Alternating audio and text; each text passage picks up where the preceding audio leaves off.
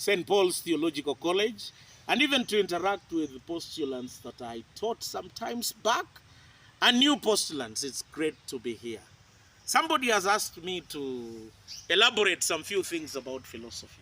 Now, from the onset, philosophy is the queen of all sciences. Everything under the sun is philosophy. Be it music, be it chemistry, be it geometry. That's why as you get a PhD in anything under the sun, that PhD is called Doctor of Philosophy. Now, let me begin from the onset by defining philosophy. Philosophy is derived from two Greek words, philos and sophia. Philos means love. Young men, especially those of you who are in the stage of growth and reproduction, I know some of you, they want to marry. They have these intimate feelings that are called philos. Philos is love, and sophia is wisdom. Old ladies were called sophia. It means wisdom. Therefore, in a nutshell, philosophy is the love of wisdom. And as philosophy entails analysis, interpretations, and even conceptualization. And I want to begin by telling you that anything under the sun is a legitimate field of study for a philosopher. Observation and philosophy could be asking questions. Socrates, one of the great philosophers, said that the only thing I know is that I don't know anything. Therefore, philosophy is about asking questions. And now, let me elaborate. There are five distinct branches of philosophy. Number one is a field of study that is called aesthetics, the study of beauty and the expressions of beauty. Those of you who still like writing love letters and texting, it's philosophy. The expression of beauty and love is one branch of philosophy. As you say, wow, what a wonderful flower. It's a beautiful flower. What you're doing in essence is that you are studying philosophy. The other one is not only aesthetics. There is metaphysics, beyond the physical. The study of reality and being. The questions of, does God exist? Do we have free will? Those are questions that are legitimately studied under metaphysics, beyond the physical.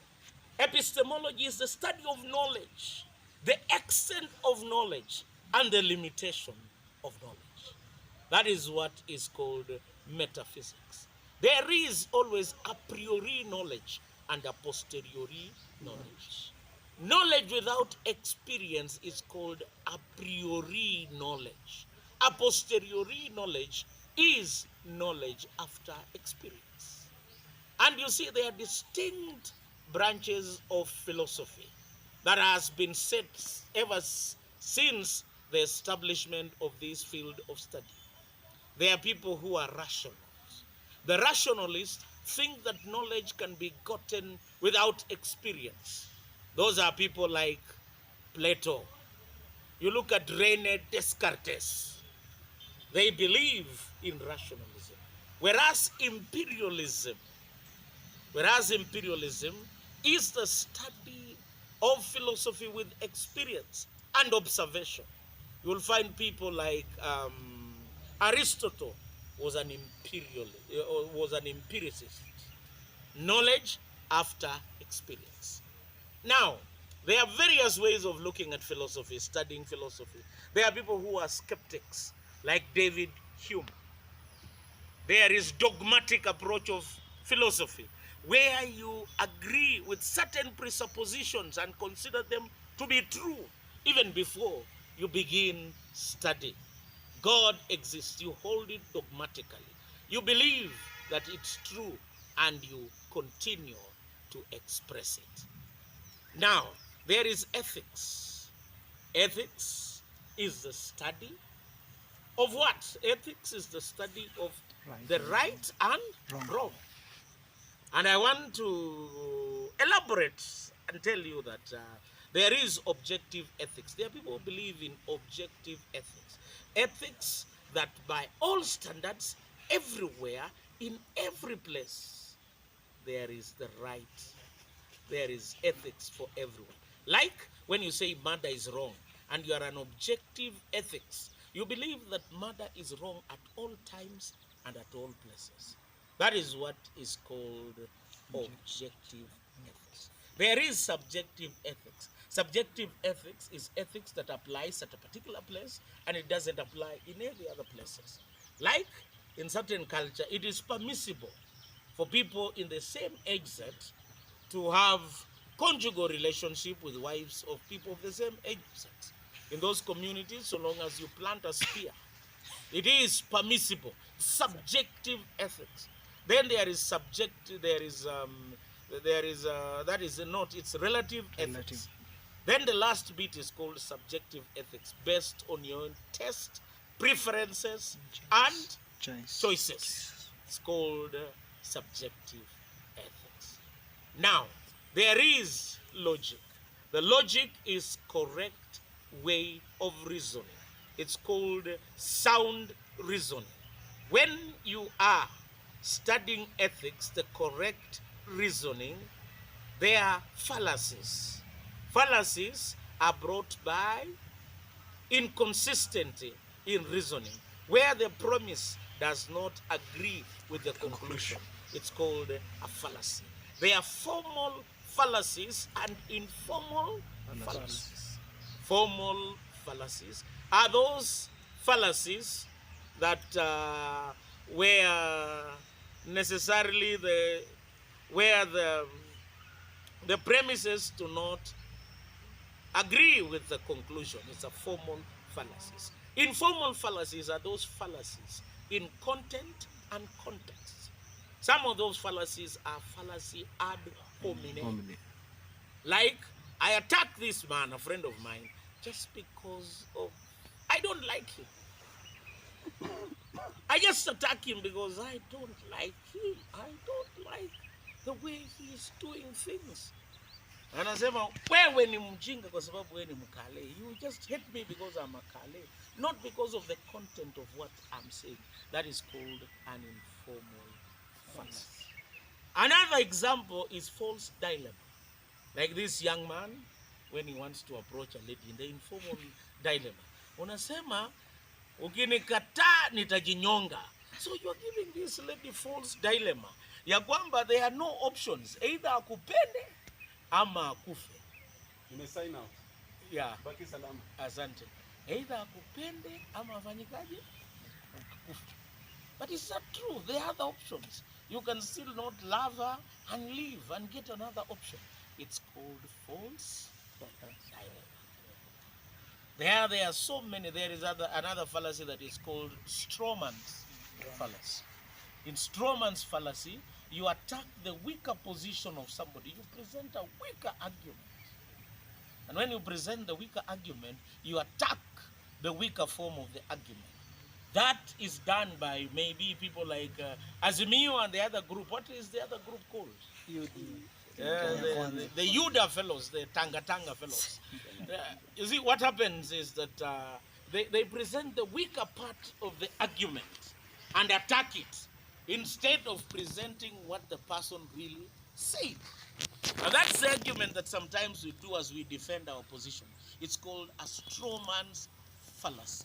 You do not attack the correct position of the person. You present a weaker argument and attack it. Now, those are the fallacies, and I have concluded. In a nutshell, I have concluded the introduction, the basis. There are errors of philosophy. One of the first errors is called the pre-Socrates errors. And these people Before the pre-Socrates eras, they were the poets and the mystics. The poets and the mystics believed that the world could be explained mythologically and supernaturally. But after them, there came a group that were more scientifically oriented. They were two kinds of philosophers from Eons and from Meletus. Among them, Thales.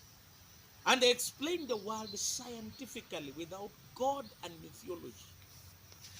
And they explained the origin and the causation of things from what exists. Like Thales. Thales said that the world came from water.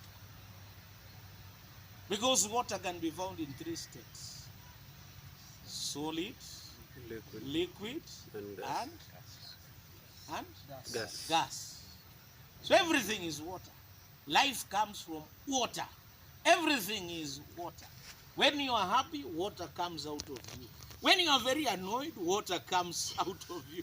And everything is water. So how did he explain things that existed? He explained in the sense that everything came from water. There is another chap by the name of who? Anaximander. Anaximander, according to him, the world came from one undifferentiated mass. From one mass, everything was made, one undifferentiated mass. And you'll find that this man had some very rudimentary. You'll find that Thales, one thing that I forgot to say is that Thales was also a mathematician. He was able to calculate the height of a tree by observing its shadow. So philosophy deals with everything, including mathematics. He was able to predict the eclipse of the moon that happened around 585 BC before Christ. Then Anaximander, he was able to predict and to postulate a theory that is akin to the theory of survival for the fittest. He said, in fact, everything lived in water. But one day, the land dried. And the animals that were able to survive, survived. Those who are not able to survive, they died. That's the theory that Herbert Spencer picked and later down. And they talked about survival for the fittest. So philosophy sometimes entails speculating and postulating. Now, let's look at the other man who was Anaximenes. And Anaximenes, according to them, he observed the reality. Anaximenes observed the reality of life. And according to him, air was the primordial stuff. Water pools. And fire was the real thing. Then we will look at a man by the name of Heraclitus and Parmenides. For Heraclitus, according to him, change is real. And according to him, you cannot jump into the same river twice. Is that true?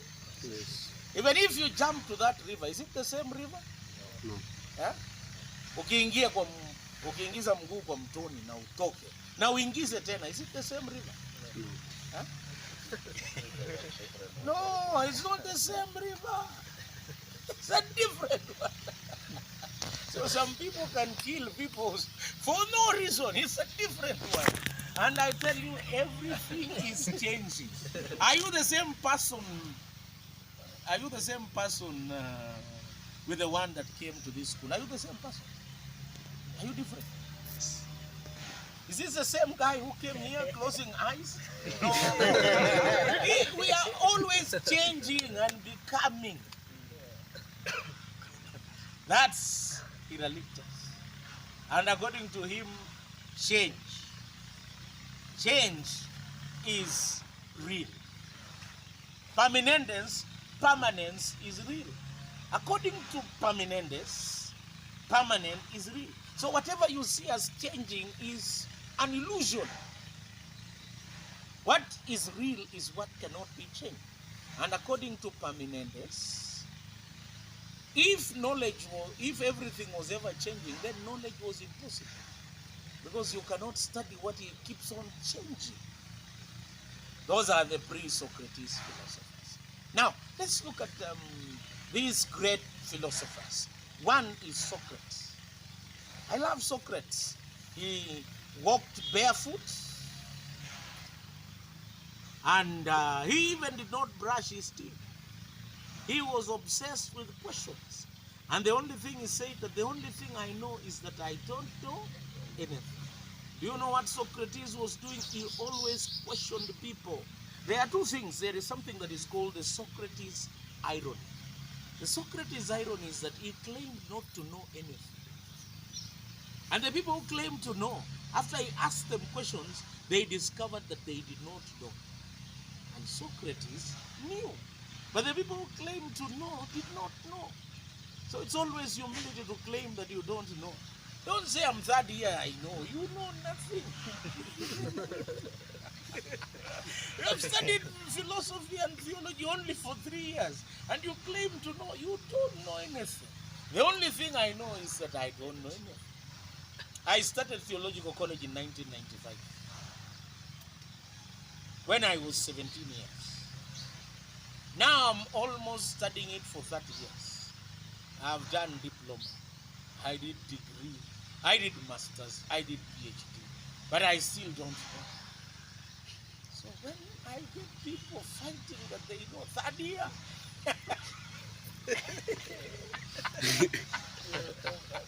I sympathize with them. Because the only thing I know is that I don't know anything. And Socrates' irony tells us the importance of humility. And Socrates, according to Socrates, the critical thing is that you should be led by the conscience. The conscience was very critical. And the definitional concept of things. He told people to define things. Like I can ask you, what is love? Can you define it? What is love?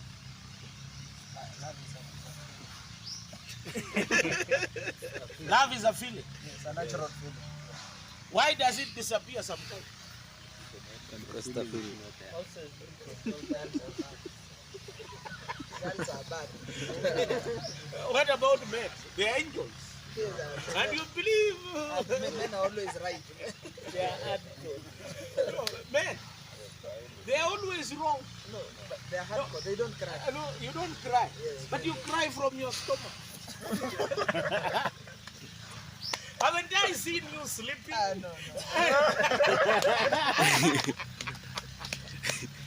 So what I'm trying to say is that some things you need to put a person into proper definition when you push him to define something.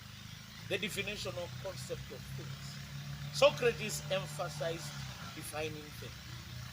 Now let's look at Plato. Plato was a master of geometry. The name Plato came from wrestling, broad shoulders. And Socrates was a pupil of Socrates. Plato was a student of Socrates. And since he was a pupil, the great pupil of who? Socrates, he was the one who wrote a lot of things about Socrates. We never know. Like the lectures of Jesus. Some people can put their own words and say Jesus is said like that. I can go to your notes. And I discover that your notes at that time while you are writing, you are thinking of other things. And you wrote notes that were not compatible with my thinking frame and my worldview. So what happened? You misrepresent and mischaracterize me. And what happens? You do not present the correct position. That's why we never have anything written about Socrates. Whatever we have about Socrates, Whatever we have about Socrates are what others wrote about him. Okay. Now, where are we now? Plato. The most important thing about Plato is the theory of forms and ideas. According to him, what is seen by the physical eyes is not what is real. What is real is the eternal and changing thing. What you are seeing is illusions. The beauty that you are seeing is illusion. That's why people change their minds. What you are thinking last time is not what you are thinking now, because illusions. You should not be obsessed with these things that you are seeing. They are illusion. They are unchangeable things. The things of ideas. The world of ideas is what is permanent. The world of form, appearance, that's a fake world. Now, the other guy that I want us to look at is Aristotle. Aristotle was a polymath. He knew everything except mathematics. He knew everything except mathematics. Unlike his teacher, he was taught by Plato. Unlike his teacher, who was a master of geometry, did not know mathematics. During his honeymoon, he was picking flowers and collecting specimens. And this guy by the name of Aristotle, a great teacher. Some of his great teachings are the golden mean. The golden mean. You should also, as you look for virtues, look at the golden mean. And you balance the golden mean. Another thing that is critical about Aristotle is that he believes that there is no distinction between forms and ideas. The appearance and the ideal about the thing are one and the same thing. There is no distinction. So he began empiricism. And Aristotle, and Plato propagated rationalism. Those are the two distinct branches of philosophy. Now, as we go to schools of philosophy, there are three. My brother, do you remember them?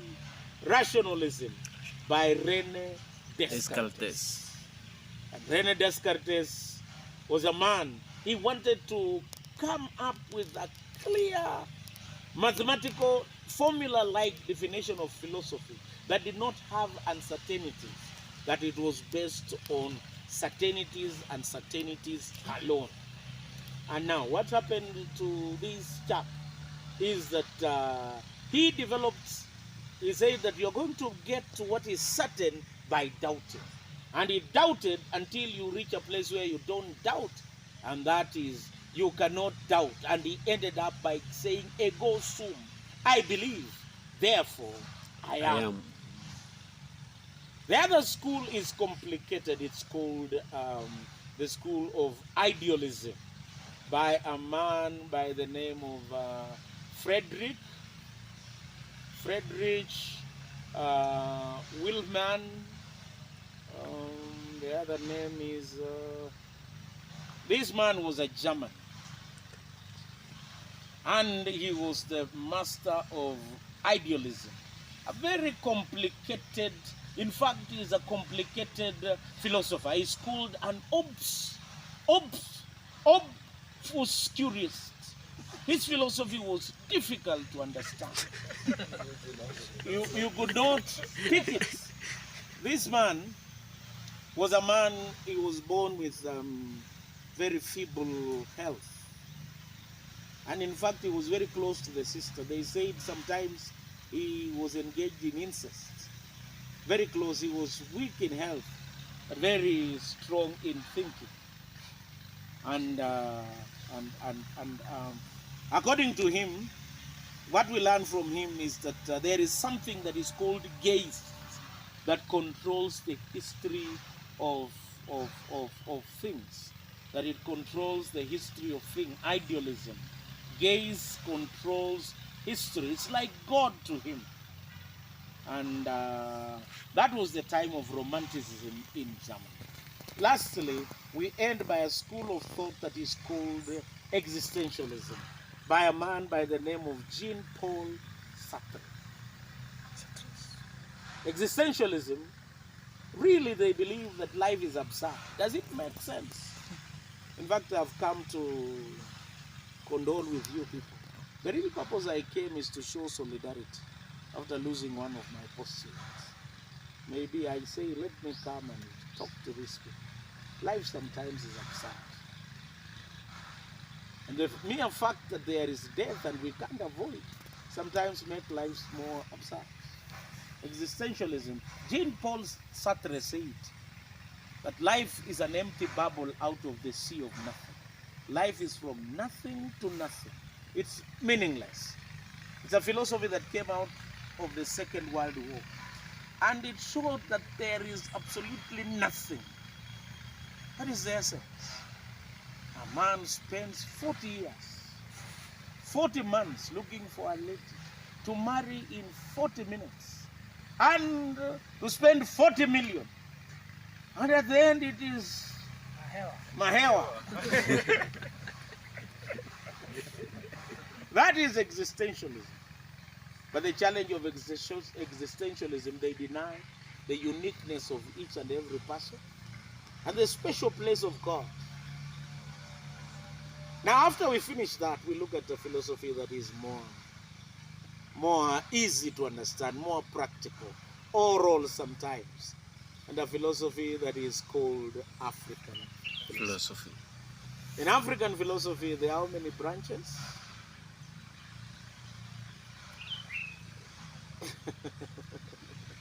There is what we call ethno-philosophy. There, the second branch is called sagacity. Then there is nationalistic philosophy. Then there is written philosophy. Ethno-philosophy is a philosophy by a collective community. If every community had their own philosophy and expressions, it's found in riddles, idioms,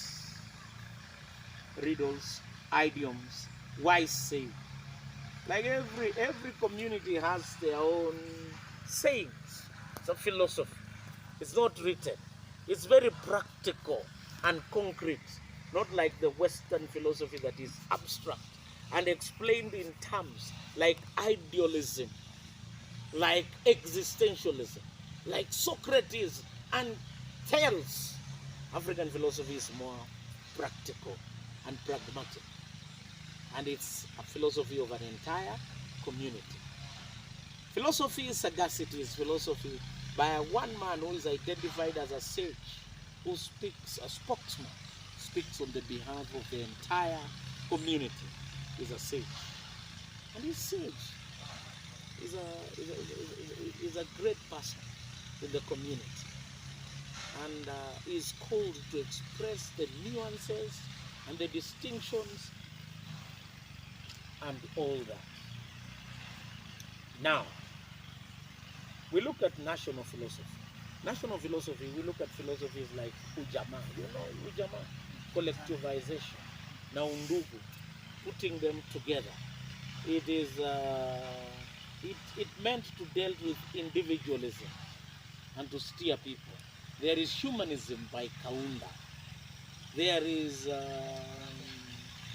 Ubuntu. I am because you are, and since you are, I am. There is Pan-Africanism and conscientism by a man by the name of Kwame Nkrumah. Africa must unite. And in a nutshell, that is philosophy.